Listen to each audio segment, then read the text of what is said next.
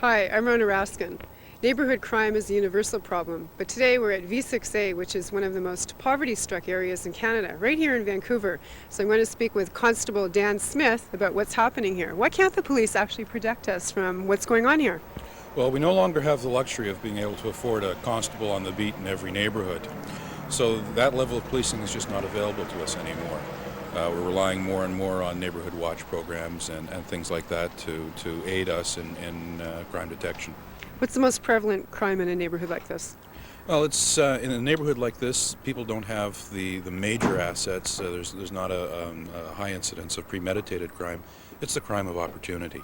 People walk along, they just spot something, let's take it, and it's gone. Describe the profile of a typical offender, a typical victim. Well, 20 years ago, the typical offender was seen to be a male about 45 years of age in a dirty trench coat, baseball cap, and what have you. That's no longer the case. More and more we're seeing younger and younger offenders. I guess what I'm trying to say is there is no typical offender. Majority of them, though, are the younger crowd.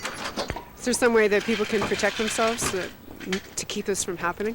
Well, a couple of very simple strategies will certainly make the person less likely to be a victim. One is to keep any valuables hidden. Don't store anything that you can't afford to lose in a motor vehicle or in a home near a window where it can be seen and easily reached by a smash and grab type of approach. Oh, that's great, okay. How can, in a neighborhood like this, there's so many witnesses, how is it that people don't see what's going on? Well, real life is not like the movies. There isn't a soundtrack. The camera doesn't get the opportunity to focus in on there isn't the focus on an event to say, hey, crime.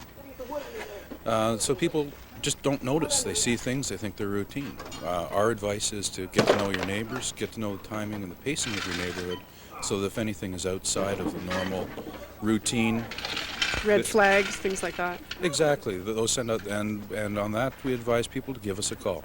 We'd rather respond to something that isn't than have to respond 2 or 3 days later and do an investigation, a follow-up investigation on a crime. Okay. There's one piece of advice you would give me about minimizing loss. What would it be? Get to know your neighbors, let them get to know you, so that they can watch your place and you can watch theirs. Okay, that's great. Thank you very much, Constable Dan Smith. Thank you, my pleasure. We'll be checking around and we'll be right back.